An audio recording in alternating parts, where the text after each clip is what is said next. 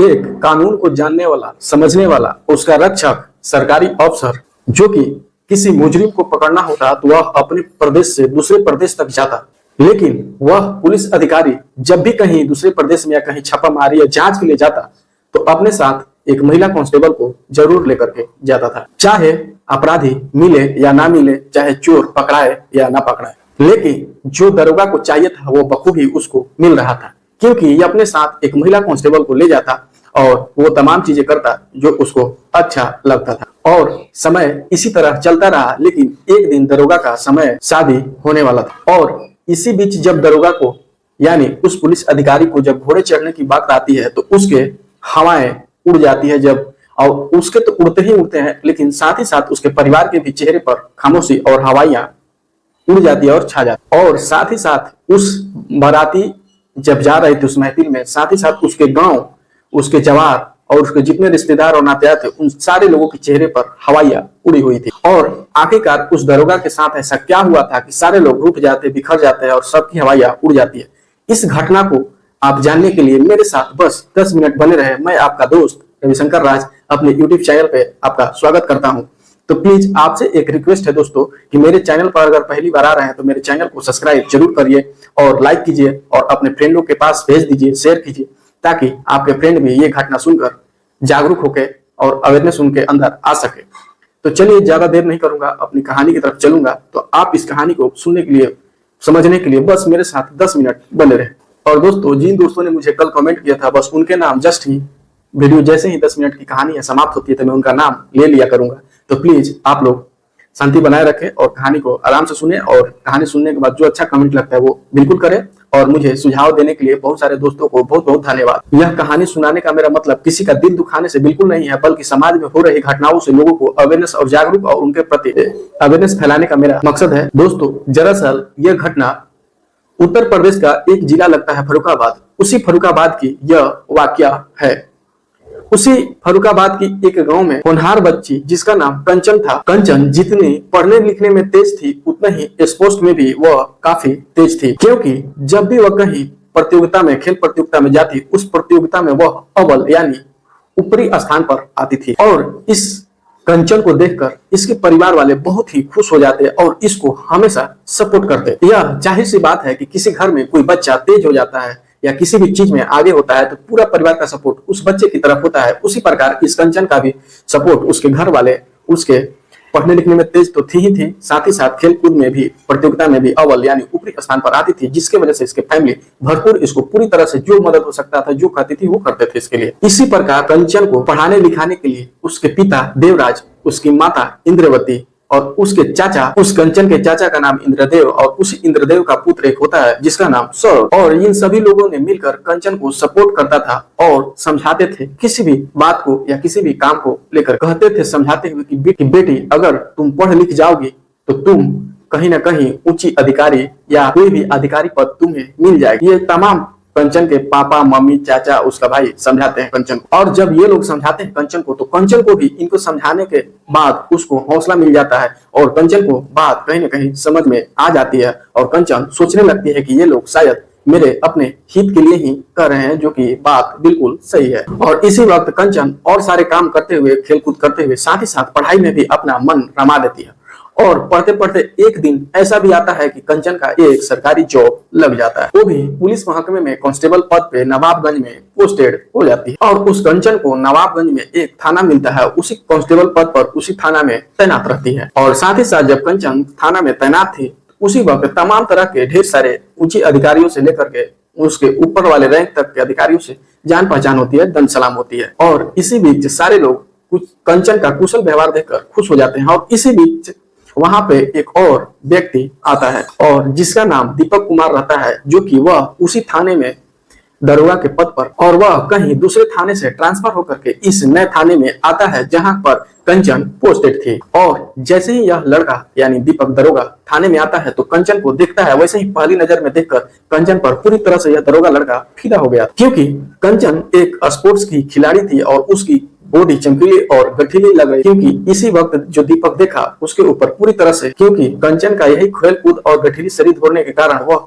बेहद ही खूबसूरत और अच्छी लगती थी। और जब नए दरोगा जो दीपक कुमार का पोस्टिंग होता है उस थाने में, जो कंचन को देखता है तो वह देखते ही रह जाता है। और इसी तरह से उस थाने में समय दिन प्रतिदिन कटते चली जाती है। और किसी भी काम के लिए अगर दीपक को कोई निचले पद के लोगों को बुलाना होता तो वह सबसे पहला प्रेफरेंस उस लड़की कंचन को ही दे करके, यानी सारी काम उसी से बुला करके अपना करवाता था। और इसी बीच इस थाने में किसी घटना को, यानी कोई क्रिमिनल को पकड़ने को लेकर के एक जांच आती है, रिपोर्ट आती है कि भैया इसको पकड़ा जाए, तो वही क्रिमिनल को पकड़ने के चक्कर में दीपक महाराष्ट्र की तरफ रुख करते हैं। और उसी महाराष्ट्र की तरफ रुख करने के साथ ही साथ दीपक का डिमांड रहता है कि मेरे साथ कोई कांस्टेबल को भेजा जाए। और दीपक उसी क्रम में उस कंचन को कहता है कि कंचन, तुम मेरे साथ इस धरपकड़ के लिए मेरे साथ चलो, हो सकता है कि अपराधी वहां पर पकड़ा जाए। क्योंकि दीपक पर ऊपर से दबाव था बड़ा अधिकारियों का कि जल्द से जल्द इस क्रिमिनल को पकड़ा जाए।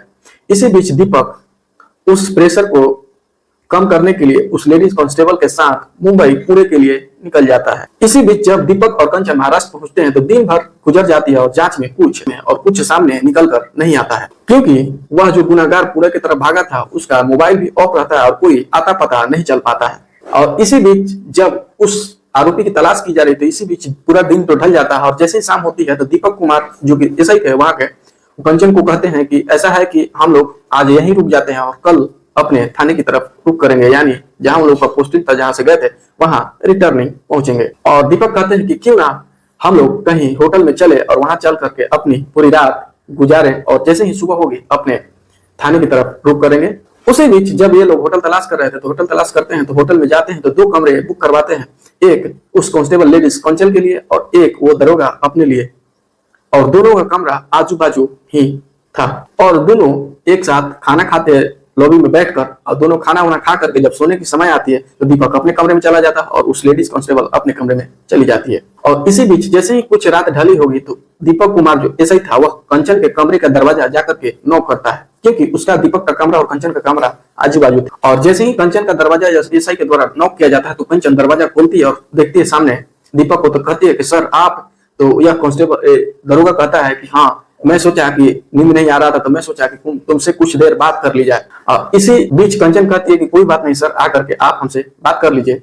और इसी बातचीत के दौरान वह दरोगा का हाथ उस कंचन की हाथ की तरफ जाता है। दरोगा जब हाथ बढ़ाता है कंचन की तरफ तो कंचन अपना हाथ पीछे कर लेती है और बोलती है कि सर ये आप क्या कर रहे हैं। और इसी बीच दीपक कहता है कंचन को कि कंचन तुम मुझसे दूरी मत बनाओ, मैं तुमको बहुत ही चाहता हूं और साथ ही साथ प्यार भी करने लगा हूं। और दीपक कंचन को दिलासा देते हुए यह भी कहता है कि कंचन, मैं तुमसे आगे चलकर तुम्ही से शादी करूंगा, क्योंकि मेरा अभी तक शादी हुआ नहीं है, मैं कुंवारा हूं अभी तक। और दीपक यह भी उस लड़की यानी कंचन को समझाता है कि मैं यह भी कसम खाता हूं कि हम लोग साथ साथ जिएंगे और साथ साथ पोस्टिंग है, काम करेंगे और साथ ही साथ सारी चीजें करेंगे और एक साथ जीवन गुजारने का वादा कर रहा हूं। और इसी बातों में दीपक की इसी बातों में कंचन की तरफ जाल फेंकता है और कंचन मान जाती है, क्योंकि यह दरोगा कंचन के दिमाग के साथ खेल रहा था और कंचन उसके झांसे में आ जाती है। और इसी बीच जो यह दरोगा था वह कंचन के साथ तमाम वो चीजें करता है जो कि एक पति और पत्नी एक अपने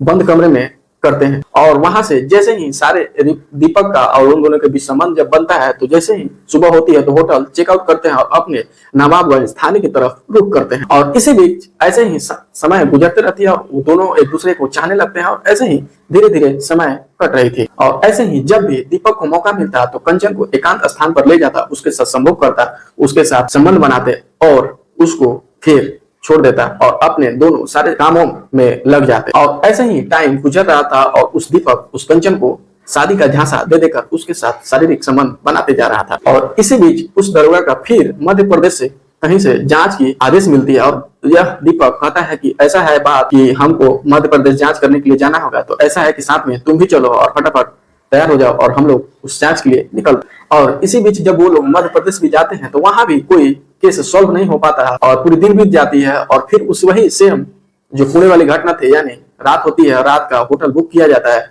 और साथ में खाना खाते हैं और वो लोग अपने कमरे में चले जाते हैं और पूरी रात जो करना होता है एक बंद रूम में जो लोग कर सकते हैं वो करते हैं। और जैसे ही सुबह होती है तो फिर नवाबगंज थाने के लिए वो लोग निकल जाते हैं। और यह सिलसिला लगातार चलते रहता था। जब भी वह दरोगा को बाहरी स्टेट में जांच करने के लिए जाना पड़ता या जाना होता बड़े अधिकारियों के कारण, तो वह अपने साथ इस महिला कांस्टेबल कंचन को साथ लेकर जाता और वह तमाम चीजें करता जो कि एक होना तो नहीं चाहिए था इन दोनों के बीच, क्योंकि शादीशुदा नहीं थे।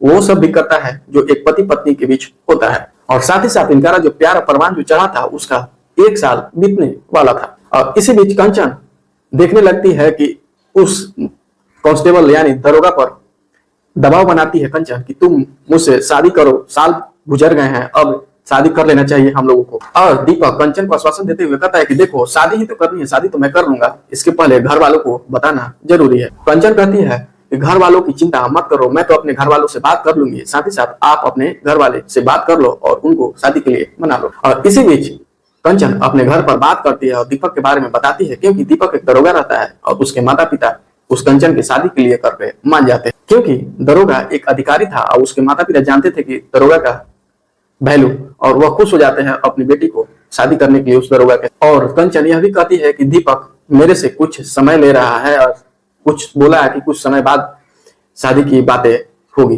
तो उसके माता पिता, कंचन के माता पिता समझाते हुए कहते हैं कोई बात नहीं, बड़ा अधिकारी है, वो समय ले रहा है तो कोई बात नहीं, लेने दो, उसके बाद शादी तो करेगा ही करेगा। और इसी बीच कंचन के माता पिता भी दीपक के साथ बात करते हैं और दीपक वही बात दोहराता है कि ऐसा है कि अभी मम्मी पापा चाहते नहीं शादी करना, तो जब वो रेडी हो जाएंगे तो हम बिल्कुल शादी करेंगे, कंचन से ही करेंगे। तो कंचन के माता पिता कहते हैं कि कोई बात नहीं, ठीक है, जब आपके माता पिता रेडी हो जाए या कुछ समय ले रहे हैं तो कोई बात नहीं, जब रेडी हो जाए तो आप मुझे बता देना। और इसी बीच फिर देखते देखते 6 या 8 महीने बीत जाते हैं और कंचन कहती है दीपक से कि ऐसा है कि तुम मुझसे शादी कर लो, 8 महीने बीत चुके हैं, अभी तक कोई रिस्पॉन्स नहीं दिए।